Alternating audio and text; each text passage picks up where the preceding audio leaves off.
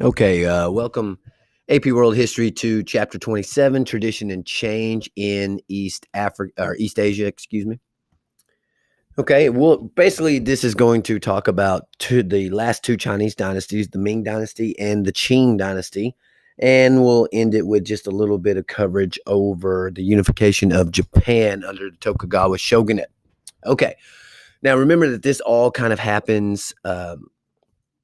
That a lot of this happens in the age of exploration. So while Europe is out there exploring and finding a new world and stuff, China is also under the seven voyages of the Ming Dynasty out there exploring as well and letting themselves be known. Okay, so the Ming Dynasty comes to power after the Yuan Dynasty, which you should remember was a Mongol-controlled dynasty, and they tried to kind of erase a lot of Chinese culture. So obviously that it was the first time that Chinese had ever truly been conquered by an outside power. And so and it's a short-lived dynasty, 100 years or so, the Yuan dynasty. They're going to be overthrown, and the Ming dynasty is going to be founded by Hongwu. And Hongwu is a guy that uses these traveling officials called mandarins.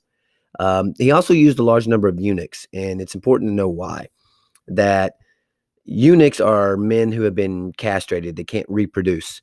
And the idea was that if you put these people in control, they would not be as apt to try to gain power themselves because they didn't have sons to pass. They couldn't have sons to pass it on to. Now, of course, this isn't quite the truth. There were eunuchs who did like power and did get a lot of power, regardless of the fact that they couldn't have children. But nonetheless, that was the idea here under the Ming Dynasty. All right, an emperor of note under the Ming Dynasty is Yongle, sometimes called Yonglo, who basically experiments with these sea expeditions. He's going to commission the what becomes known as the Seven Voyages, and he's going to have his eunuch Muslim admiral Zheng He. It looks like Zhang He. He's going to be the guy over the top of these things. You're talking 400-foot treasure ships that they're going to sail around into these ports, and they're going to get off of their ships, and they're going to pass out silk and porcelain and all these luxury items, just basically showing these other places how powerful and wealthy they are. There were, I think, 16 different countries that entered into voluntary tributary alliance with the Chinese because of the seven voyages. And you're talking 26,000 people on a voyage. I mean, the size of Van Buren on these separate voyages. So they were pretty impressive, far larger than the European ships that were sailing across the Atlantic Ocean. All right, and here's a picture of Ming China in their 250-year period or so here. This is the Himalaya Mountains, this Tibetan area. It's always kind of hard to control this area, but they dip down into Vietnam and Laos and up here into Manchuria. This, you don't have to know a lot of this stuff right here. Very simple. The Great Wall has been around for a very long time. It was built in pieces. It's kind of unified under the Qin dynasty. Remember that with Shi Huangdi, but it had fallen into ruins over the roughly 1,000 years or so after it. And so the Ming are going to rebuild it in the 15th and 16th century, so 14 and 1500s, about 1,550 miles, 33 to 49 feet high. Okay. And of course, you've seen the Great Wall before. All right, now some characteristics of the Ming Dynasty you need to know. They want to get rid of any evidence that the Mongols ever existed. This is a shameful time period in Chinese history when foreigners actually controlled their government. The Ming are a native Chinese dynasty again, and so they want to get rid of all that stuff. So there are no Mongol names, no Mongol styles of dress going to be floating around China to getting rid of all that stuff. They also go back to supporting Confucius' ideas and using it as their education system. And they renew probably one of the great Chinese innovations, and that's the civil service exams. They do, as all dynasties do, begin to decline here in the 16th century. And a lot of this is due to economics. You have these pirates out on the coastline who are disrupting their trade It's hurting their economy tremendously. If they had been better, they would have been able to get rid of the pirates with their navy. But unfortunately, the government wasn't able to respond effectively. And a lot of this was because their emperors had become hedonist. They don't worry about governing their empire. They abandon them or abandon, they seclude themselves in the Forbidden City. And there's some really cool pictures of the Forbidden City, which I suggest that you look up.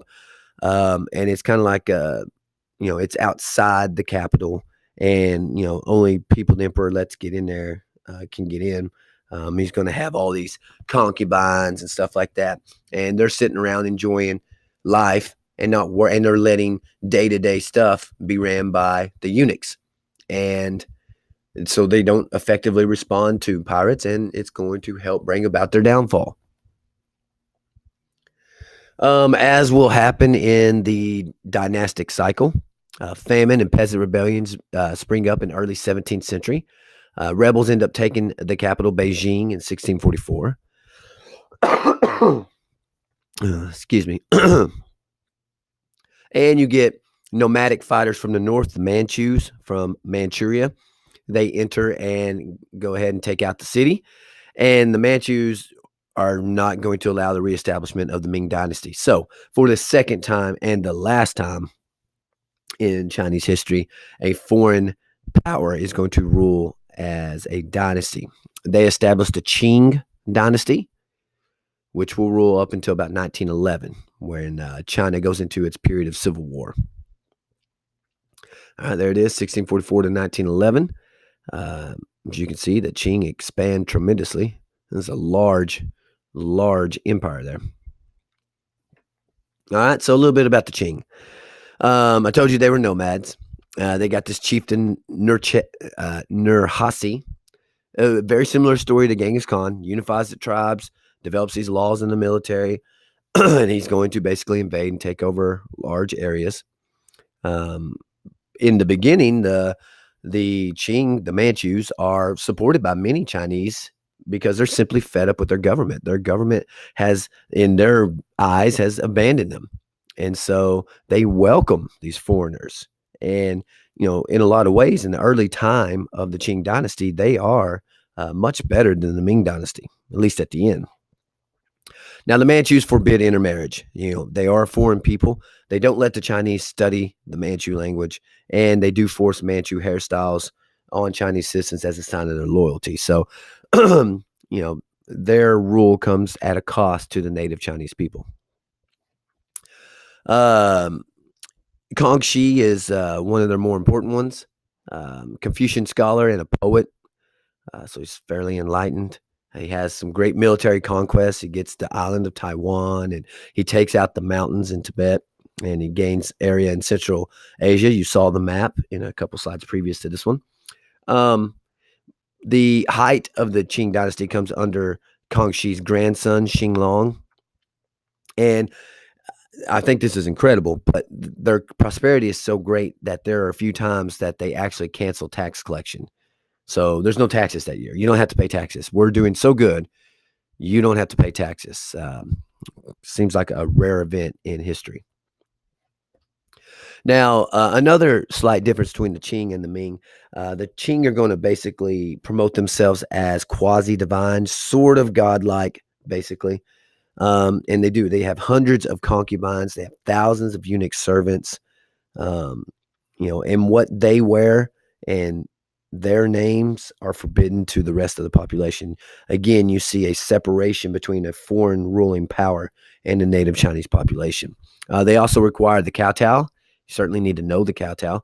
That's going to be prostrating yourself on the ground. You're going to have to bow 3 times, and you're going to have to basically kiss the floor 9 times, do these 9 head knocks. The Europeans are not going to, especially the British, are not going to want to do the kowtow. We'll talk about how the Dutch are willing to do the kowtow, and it gets them some lucrative trade there with China. All right, scholar bureaucrats. These are the people, you got to know this term. They're running the government on a day-to-day basis. They are the ones who have graduated from civil service examinations. They are only men. This is China's always patriarchal. but this is a very patriarchal time. Only men. Their curriculum, what are they studying? The Confucian classics, calligraphy, poetry, and essay writing. Also, of course, history and literature are important. These are the college graduates of their day. They have different levels of examinations. They, basically your local and state level, and then what would be the equivalent of federal level in America. Um, Only 300 people are allowed to pass at the highest level. You did see multiple attempts come, and these are incredibly competitive tests. Students are expected to bring their bedding and chamber pots for a 3-day uninterrupted examinations. You've never had a test like these were. They basically go down into these cave cells and take their test. And there were known to be some who did not pass and committed suicide immediately after. You guys get test anxiety. It was life or death for some of these people. Yeah, really, really incredibly competitive. As you see here in the Qing Dynasty, you had 1 million degree holders. They passed the exam, but there are only 20,000 government positions. Tremendous competition. Those who end up not getting a government position turn to teaching, and they would tutor rich people's kids. There was some corruption. There always is. And there was some cheating. There always is.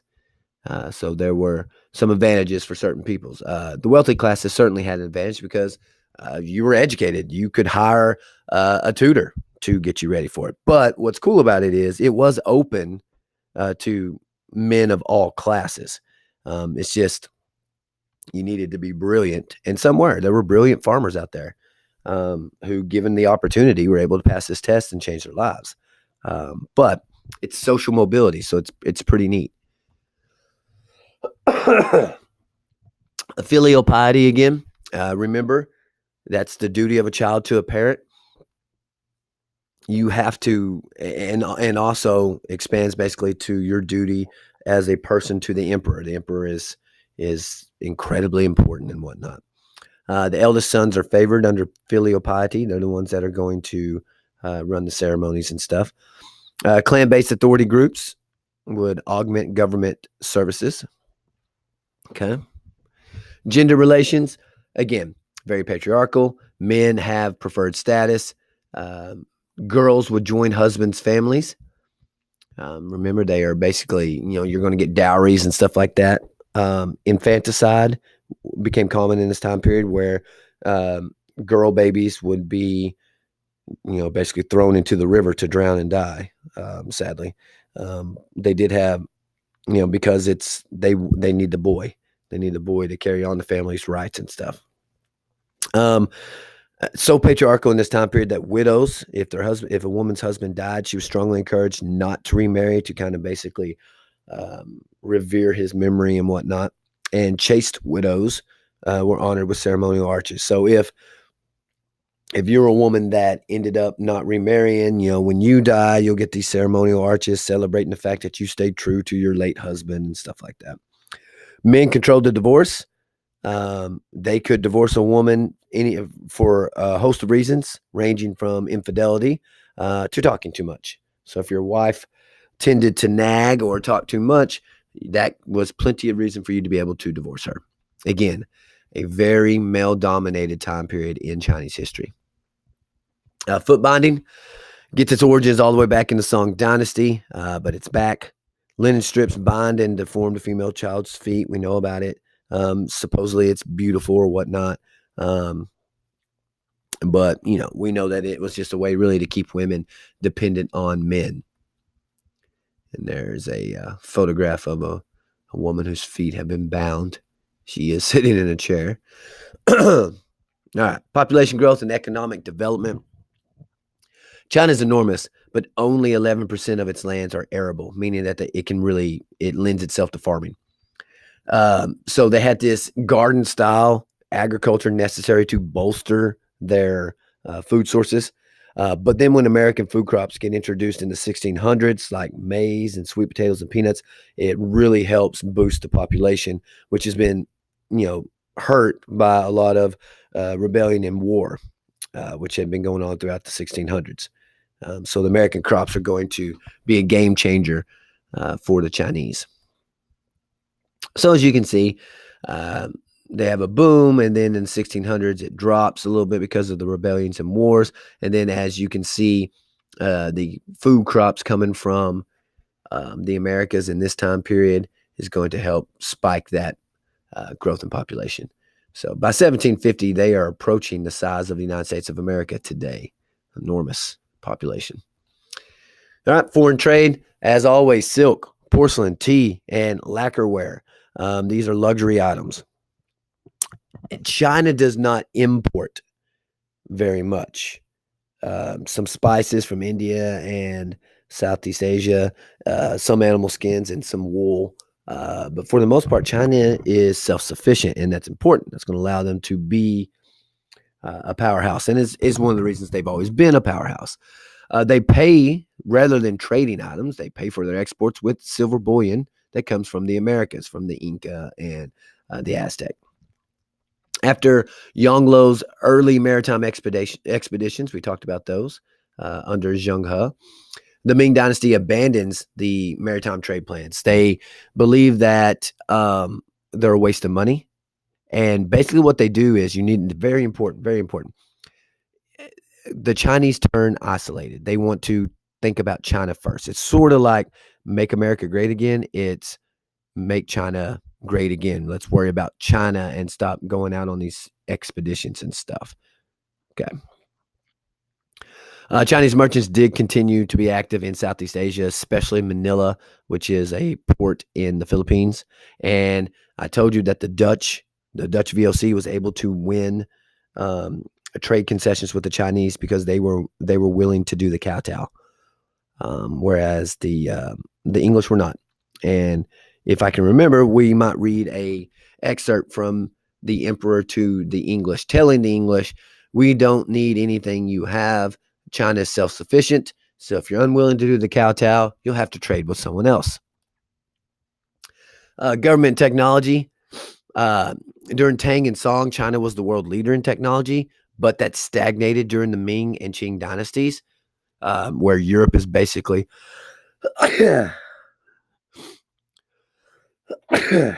excuse me again.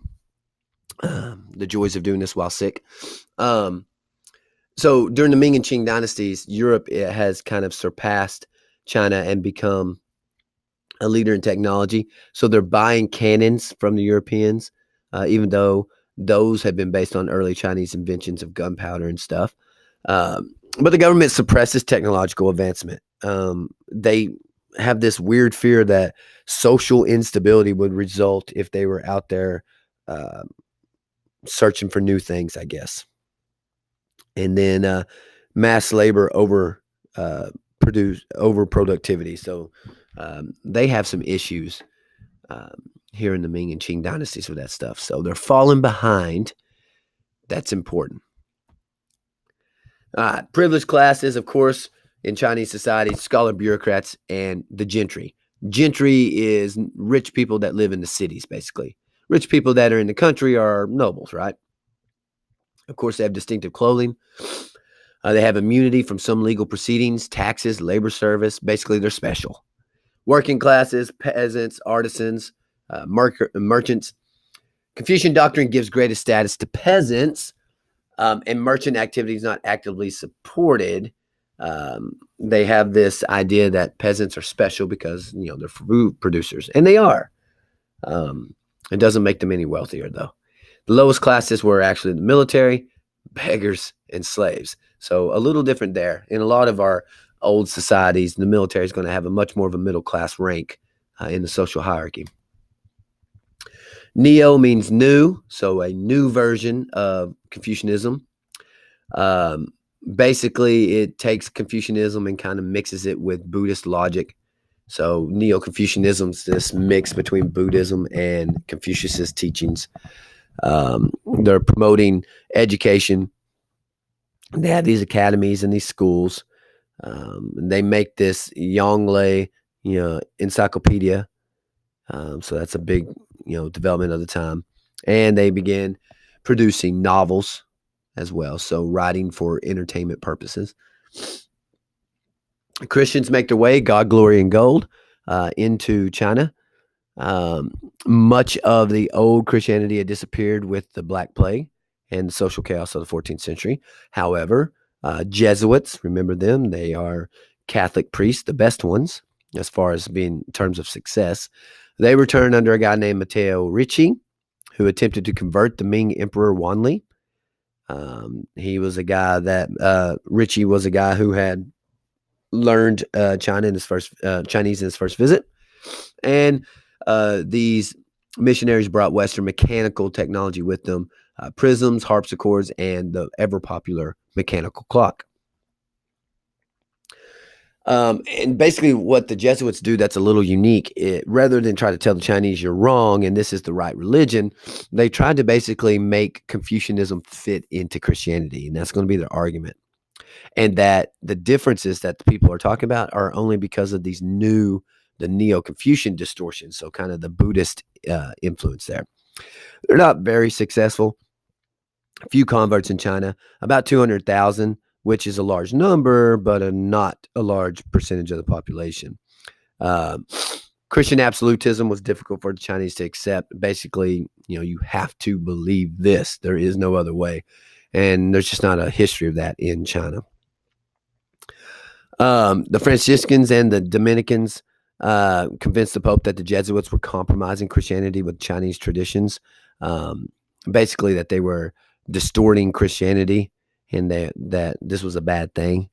And so there's a little kickback. The Emperor Kangxi actually banned Christian preaching in China. And there's going to be some persecution of the Chinese, or of Chinese Christians. All right, almost done. Last part. Let's talk a little bit about Japan. We know shoguns. They're the military dictators who ruled Japan in the 12th to 16th century. Of course, they're large landholders. They have their own private armies. The emperor has been a figurehead for much of Japanese history. This period here in the 16th century, the 1500s, is called Sengoku. They're constantly at war. It's sort of like, again, some parallels to Europe. They're constantly fighting each other, these daimyo lords. Then you get Tokugawa Ieyasu, and he's going to, you had some others, Nobunaga and Hideyoshi were other daimyo lords who sought to unify Japan but were unsuccessful. And so they'd end up committing seppuku, the ritual suicide, to gain back honor from their shame of not unifying Japan. But Tokugawa is successful where they weren't. And so he unifies for the first time in its history all of Japan. And he's going to establish the Bakufu, basically a tent government. Basically, everybody's under his rule. The Tokugawa dynasty is going to rule for 267 years. That 1867 period, from that point on, Japan will enter into a highly industrialized, more westernized time in their history. So there's the islands of Japan, roughly the size of California, to give you a little perspective. 4 major islands, and then hundreds of smaller islands as well. All right. There's a lot of territorial lords, some 260 of them, who all have their own militaries, who all have their own schools. It's all fractured. All right. But from the capital, in a place called Edo, which had once been a fishing community, which will become Tokyo, the largest metropolitan area in the world, the shogun would require daimyo to spend every other year at the city so he could keep an eye on them. And when they weren't in the city, oftentimes they would have their family members in the city, basically holding them hostage, so that if the daimyo got up to no good, they would kill their families. Brutal, ruthless, but it worked. It helps peace there in Japan. Now, beginning in the 1630s, the shoguns also, like China, began to restrict foreign relations. The English have been the Europeans have been trying to trade with Japan. They had been trading with Japan. And the shogun feels like a lot of the problems in Japan can be laid at the feet of these foreigners, Christians, and just foreign ideas coming into their country and corrupting their people. So they're going to heavily restrict trade. They get it down to 1 or 2 port cities that are allowed to trade with, like the Dutch. And other than that, nobody else is allowed to trade with them. That is going to be maintained for 200 years. And then one day in 1853, an American Commodore named Commodore Matthew Perry is going to show up in Japanese harbor on a gunship. And he's essentially going to say, guess what? We're trading. But we'll talk about that a little bit later. All right, economic growth. It helps that they're not fighting each other and destroying their farms and destroying their infrastructure. So when they get civil conflict ended under the Tokugawa dynasty, they're going to become more prosperous. And they get new crop strains. They're farming new food, and they get new irrigation systems because Japan also, like China, only has a small percentage of its lands that are arable. Japan is very mountainous. Their population growth is moderate compared to China. They do have natural forms of contraception. The Japanese are marrying later than the Chinese do. They do also have abortion as well, something they call thinning out the rice shoots. So they do have infanticide in Japan as well. And you can see their population growth doesn't spike. It's nowhere near what China's is. They are not nearly as big as China. Remember that as well. Into civil disturbances creates massive unemployment of the daimyo and samurai warriors. What do you do if you're a warrior? What do you do if there's no fight to be fought? So many of them are encouraged to join the government to educate themselves, but many of them are unable to do this, and they decline to poverty because they're fighters, and that's really all they know how to do, and there's no fight to be fought anymore. So you have some issues there. Urban wealthy classes begin to develop because of trade activity. So you will get a gentry here in Japan as well. Neo-Confucianism will make its way to Japan. Chinese cultural influence tends to always have an impact on Japan, although Japan's history is unique from China's. China does have an influence, has more influence on Japan than Japan has on China. They're learning Chinese. That's a major part of their curriculum. You also get native learning like Shinto. Remember that was the native Japanese religion. Gets a kickback in the 18th century, so it becomes popular once more. You get the development of these floating worlds. You need to know those. Basically, it's urban culture. It's cities that are developing, and it's all about entertainment. It's plays and puppet shows and just whatever can entertain a person. These are very different than the old Bakufu proceedings, the old samurai proceedings. So society is changing drastically with these floating worlds. Again, Jesuits make their way to Japan like they did in China. They do have some success in Japan amongst the daimyo, which is important because they're leaders. The daimyo are hoping to establish trade relations with Europeans, but there gets a government backlash. And like in China, you get a fear of foreign intrusion. And the Confucians and Buddhists in Japan begin to resent Christian absolutism. Again, it mirrors China. You get the anti-Christian campaign, which executes quite a few Japanese Christians who won't basically denounce Jesus. Sometimes they would crucify him since that was so important in the Bible. They would do that to Christians in Japan. And here you can see a drawing of a Catholic being persecuted by the Japanese. All right, last slide. The Dutch presence at Nagasaki, which was one of the main trading ports for the Europeans, for the Dutch. Before the ban on foreign books was lifted in 1720, Japanese scholars studied the Dutch to approach European science, medicine, art, because they're behind. The Japanese are behind the Europeans in this time period, and they want to catch up. Okay, so that is your chapter 27. You have some study questions that we will talk about in class on Monday. And this is just a brief look at it.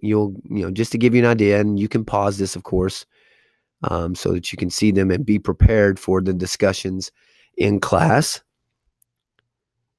And then there's 6 of them here, so make sure you get that last one. And we'll talk about that first thing on Monday morning. Okay, thank you.